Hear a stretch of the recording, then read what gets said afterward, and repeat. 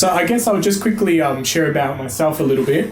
So a lot of people here might be here. So again, my name is Ray Milidoni for the people who came a bit later. I've recently just started working with Farming Secrets on a bit more of a formal arrangement to take the business to the next level. We originally post around a lot of DVDs, as this one here is Compost, Just Do It. So this is kind of the information that we were filming from all around Australia and sending out to farmers via an on-demand kind of service or a membership kind of service with physical DVDs. And the last few years, I've taken a big interest into questioning where my food comes from, the quality of the food I'm eating, played around with a few different diets and so forth. But a lot of people here will be familiar with Retrosuburbia and as a bit of a new concept. But this is my grandfather's backyard, what it was 34 years ago and what it is still today. It hasn't changed. We got to play cricket on concrete, and if the ball went into the garden, you'd lost it. It was an instant out, game over, and you're chased around the garden with a wooden spoon. So I grew up with Retrosuburbia. I thought that's what everyone's back garden looked like. So everything that we grew was always from the garden. We have chickens roaming the field. But as you can see, even my grandparents, with a lot of their knowledge, they still have bare soil. They don't really understand cover cropping, or my grandfather feels like it's productive to go out and just turn the soil for the fun of it because it gives him something to do and maybe some space for my grandmother, who's out there telling him that he's doing it wrong. It's a bit hard to see, but in this photo in the back, they're just starting to put sugarcane mulch on top of their soil just to protect it and keep the temperature higher, and that's coming from a little bit of the knowledge that I'm sharing to my dad, and then he's sharing to his dad, my grandfather. So that's the backyard that I grew up in. I also acquired 40 acres in Woodend Tilden area, which is very cold, but we took a bit more of a no chemical approach. This was before meeting Farming Secrets, and so this is me on a ride-on lawnmower, dealing with some thistles, doing a bit of chop and drop before it goes to seed. We were also hand picking it manually out every weekend in the cold or rain with a pick, or even sometimes we'd get the hand lawnmower out and just doing whatever we could to stop it from going from seed. We've now kind of realised that there's some really good nutrition in the seeds and you can do other things with it, but I didn't have the time to go out and pick or chop all the heads off and put them into a separate bag and do something else with it. But that's just to prove that if you learn some knowledge, there's a lot of derivatives that can come from something such as a weed. And so this is just me learning off YouTube. I would just in time learning. I'd head out in the paddock, I still had 4G, and I'd watch a video of what to do with thistles, and then I would go and start the lawnmower and go and do it. So I wasn't investing in a lot of information forward thinking, I was just kind of hacking it together as things came along. And the reason why I share that is because there may be a lot of people in the crowd going, I'm new to this, I don't know what to do, it seems like this knowledge is really extreme. And that's I'm still learning too. And I think the best mindset that you can have is to always be in a room where you're the not so smart person and learn from others who have done that before you. And so I was working at a company that was an education company, and Farming Secrets happened to buy one of the online courses. And so when we kind of realised that we had farming in common, the owner of the business joined us together. We met at the Christmas party and just didn't stop talking about just everything that we thought was kind of weird and nerdy and geeky, and we just kind of vibed.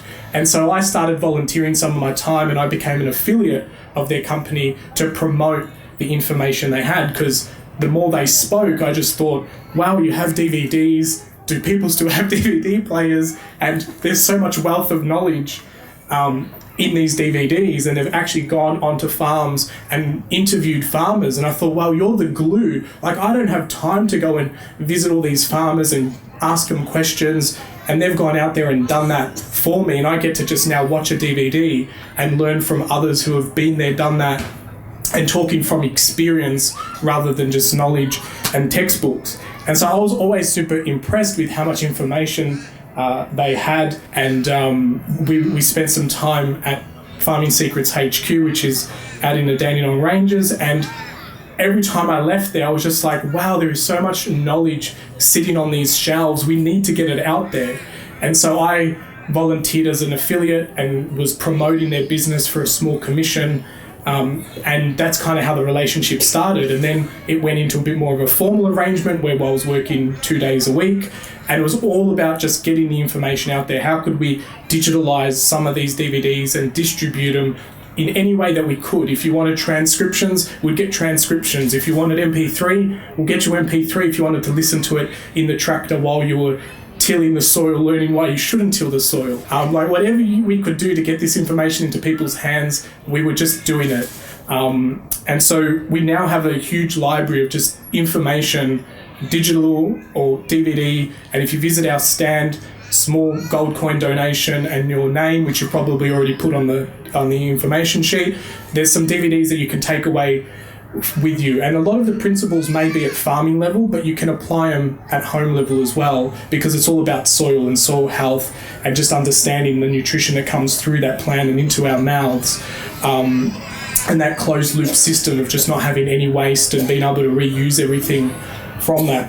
And every time I spoke to Farming Secrets, they would tell me something new, that they had a club website and they had a membership model and they had like an Ask an Experts system. And I was like, so people can join and ask an expert. And I just see it every day now where someone will come in with a problem or a question and Helen will be like, you need to speak to this person. And I often refer to her as the librarian of Farming Secrets, which she was actually a librarian. I didn't know that. I was like, you're like the librarian. You go in and you say, I need help with this. And they go, Aisle 4, book 44618. And that's kind of what we're like at Farming Secrets.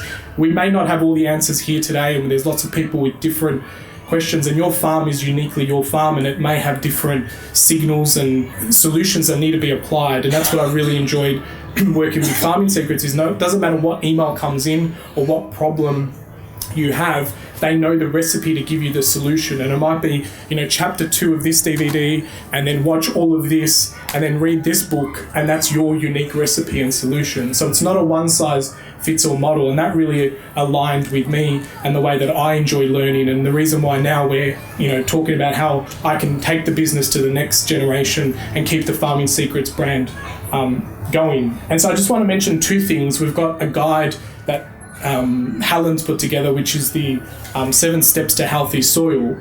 And so if you've popped your details on that sheet that's going around, and if you haven't, you can now just find where it is or come and see us at our stand, but we'll email all this out to you.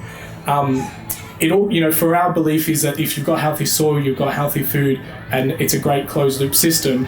And so over the years and years of interviewing farmers, Helen and Hugo found that there were these common traits and these things that you needed to do to see whether you had healthy soil, and if you didn't, from an observation walk, you could then find ways of repairing that.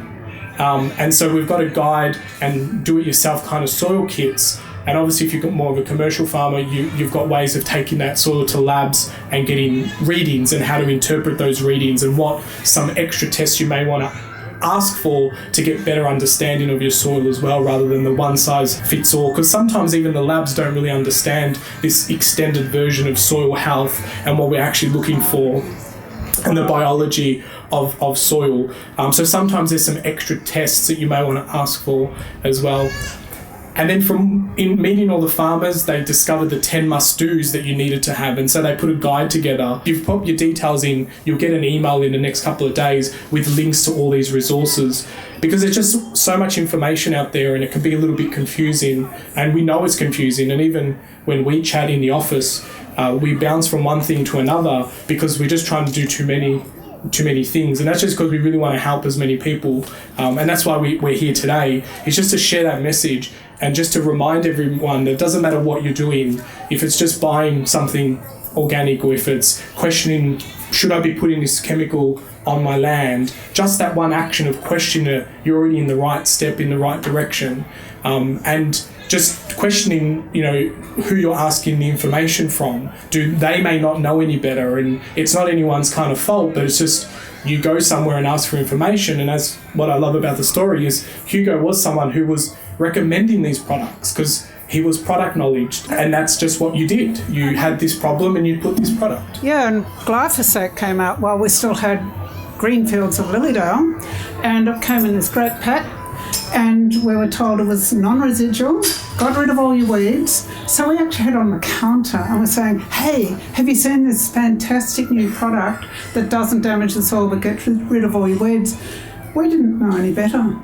And, it's horrific when you think how many of these things we've sold, but we're still meeting I'd say. A lot of farmers who feel they have to use glyphosate, and we appreciate where they're coming from, but we're very happy to discuss. Maybe you could just try, well, we had people putting fish and kelp in with it and breaking it down and feeding the soil while you're poisoning those weeds. So there's little things you can do to just alleviate the damage, and of course you can't publicise that because we could get sued by the company and the farmer can then say, well, you haven't used your product properly and so you're not insured, all sorts of stuff. But yeah, we've found little ways all the time, and we're not here to do anything but find solutions and remind you that what you're doing does matter.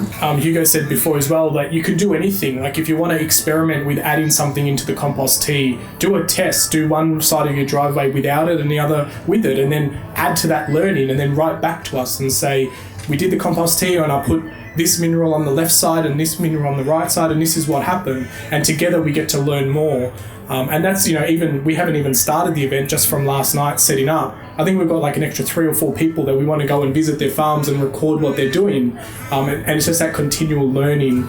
So the more that everyone's sharing about what they're doing and how they're planting trees and breaking the system. I know Hugo didn't maybe finish the story, but traditionally everyone plants trees in rows. And now there's lots of research to show that the more random the trees are grown is creating good biodiversity. And the stand next to us, Landcare, is showing people how to make seed bombs and just letting nature grow trees exactly where nature wants it to be and where the minerals are right for that seed. And so there's that randomness and that level of just letting nature be nature in its natural course. The other great thing that I love, and even just last night we had dinner with Peter Andrews, and that was kind of on the cuff organised. There's years and years of relationships that Helen and Hugo have built up. So there's not many people, scientists, doctors, farmers, that they don't know that they can put you into contact with. If there's any questions that you have, we may not have the answers, but we may be the glue to the person or people or group that we can introduce you to. So come and have a chat to us at the stand, get around our newsletters or our information, our video and content, and be able to get access to these experts. So there is a story, and I know, I'm sorry, I didn't catch your name before with the farm. Yep, yourself? Megan. This is that photo that I was telling you about where there was 2 transparencies with neighbours' farms just, on a fence line. So that was that story was